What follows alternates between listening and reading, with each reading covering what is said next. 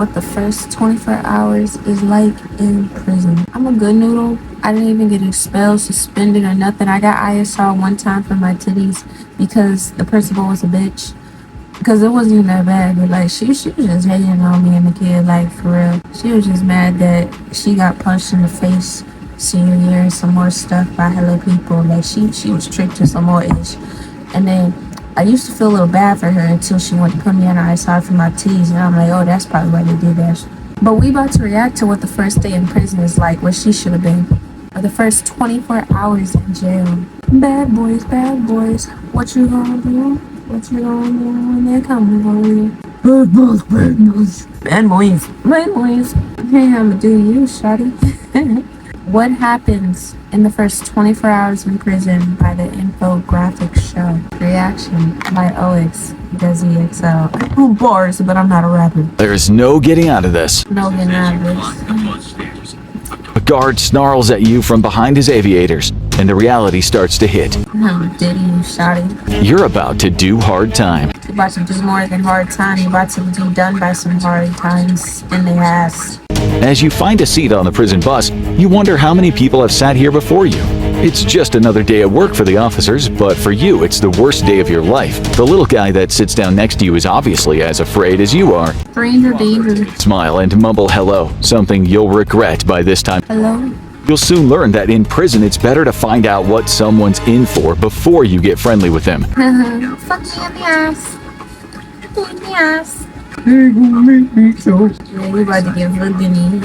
Every inch of you screams victim. After 3 long, agonizing hours, the bus pulls up outside of what'll be your home for the next few years. 3 hours? Damn. One by one, you all shuffle off the bus. Armed guards pat each of you down. You're all herded through metal detectors into an indoor waiting area where a stony-faced guard takes off your handcuffs and shackles. Oh, what if I like him on? In a booking area, you answer some basic questions, and pointing to a room, a guard tells you what you've been expecting. Say pretty face with your Diddy ass. Your ring, your wallet, and keys are cataloged and Everyone knows you gotta put your stuff away. placed in storage until your release. As for your cash, you're allowed $200 in your prisoner trust account, and another $200 will be added to your prisoner's telephone account. Your money or their money? Strip, says the guard. Suddenly, you feel like all eyes are on you. All eyes on you. Now you're naked. You feel like an animal, an experiment. Any distinguishing marks you're asked? Tattoos? No. Show your ass cheeks. Make it clap for $1. What you gonna do for a McChicken? But the guard is not laughing.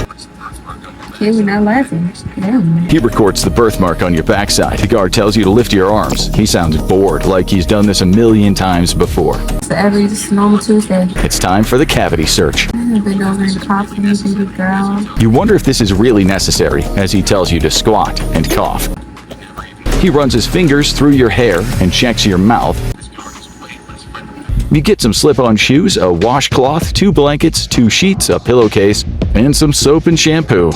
Back in the holding room, you wait. There will be a lot of waiting today. Can I wait on your lap, sailor? The same guard later appears and hands you an ID card with your prisoner number on it. Ho, ho, ho, so you gonna give me a little ho, ho, ho. They take your picture and they fingerprint you. Your every movement will be controlled and monitored. You are the property of the U.S. government. They take your blood pressure and pulse and ask you questions about your health and the state of your mind. A stressed out looking guy in a cheap suit asks you a series of questions. If you've worked for law enforcement, any reason why you can't be in general population? A little later, your name is called. It's time to go to the housing unit. You get to a door and there's a loud buzzing sound followed by the clanking of a bowl of wine. You want first more yours. And suddenly you're in a yard surrounded by buildings. How are your day? Outside time, young mom boy, young book. He tells you find the unit officer in there. Don't leave me alone. The noise is almost deafening, a mix of laughter, anger, and anguish. Men are sitting by tables in the main area, which is surrounded by 3 floors of cells. You need to be doing some sit-ups. Ho, ho, ho, I ain't miss no meals. You were expecting to see bars, but the openings to the cells are doors with safety glass windows and a small metal flap. Flap. They all look at you as you walk over to the unit officer. It is the most intimidating walk of your life. You keep your head down, but try to look confident. Don't act tough, but don't look weak. It goes through your mind that any one of these men could be a killer. This is not what you expected. No one is calling you a fish or wolf whistling or telling you that you'll be someone's boyfriend soon. Although you do hear someone say fresh meat. The prisoners seem to lose interest as you report to the unit officer. He gives you your cell details and tells you to go find it. I wonder if he's gonna be a cell block D. It hits you again. You're alone. These guards are not your protectors. They don't care where you come from or what you've done in your life. They're not going to stick up for you. You'll soon find this out the hard way. You reach the cell door. What are you supposed to do now? Knock? Walk right in?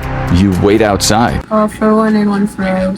You can hear laughter behind your back, so you just walk in. There's a guy lying on a bed. He's about 45. Well, probably closer to 35, but with an extra 10 years of hard knocks. The cell is dingy. Close to the door, there's a stainless steel toilet attached to a sink and a small counter. 100 thoughts flash through your head. It's a nasty time. Forehead ready for that. Then there's a bang at the door. A heavily tattooed prisoner walks right in and tells you to show him your paperwork. Now you understand. You've heard about the Convict Code, KOS, kill on sight, for offenders who hurt women or children.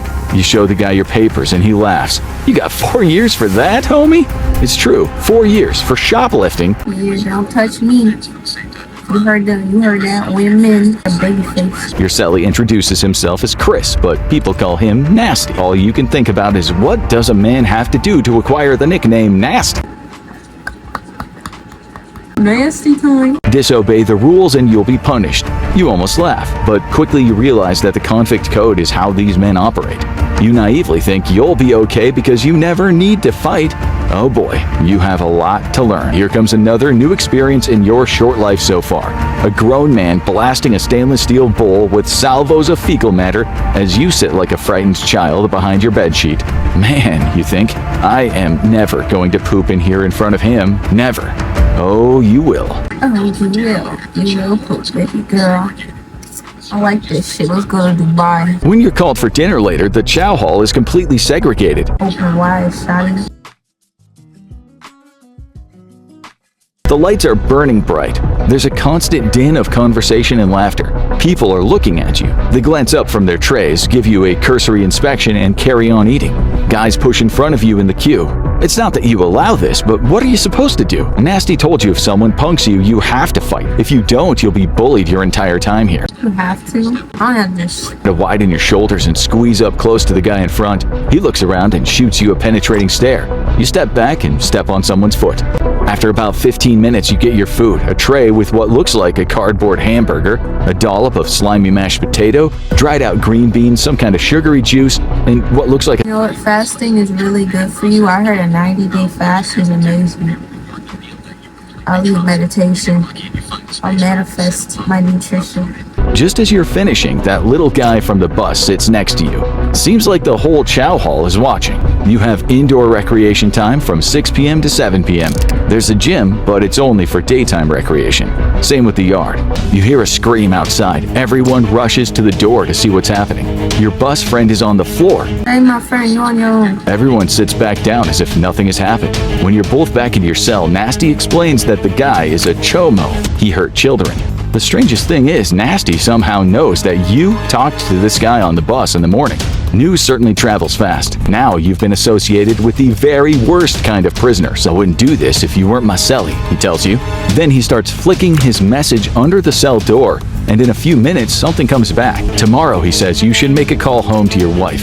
Get her to put $200 in this commissary account. You've befriended a chomo, punishable by a beating that you can now avoid by paying a shot caller. I can protect you. You can stand in jail. You ain't gonna be protected from him. 9 p.m. is final count. You lie on the bed wondering how on earth you've managed to have such a bad first day. That don't let no one punk you and you let him punk you. Thank God you've got someone as understanding as Nasty in the same cell. The lights are turned off at 11. The block is silent except for the occasional nightmarish shriek. The next morning at 5:30 a.m., 5:30 a.m. I didn't even sleep yet.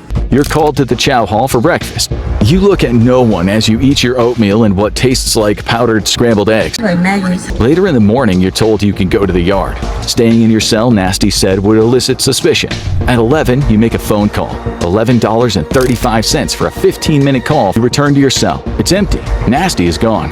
When you ask a prisoner, someone who seems genuinely friendly and sympathetic, what happened, he says that he asked to be put in segregation. A scheme defrauding elderly people out of money. You tell the prisoner about the $200 you paid Nasty, and he starts laughing so much he almost falls over. That kid from the bus who was beaten up wasn't a chomo, he says. He just disrespected someone. He banged into a guy and didn't apologize. Your new friend tells you the first rule in prison is to be polite. Don't lend, borrow, or gamble. And for God's sake, be careful who you trust. You have a lot to learn.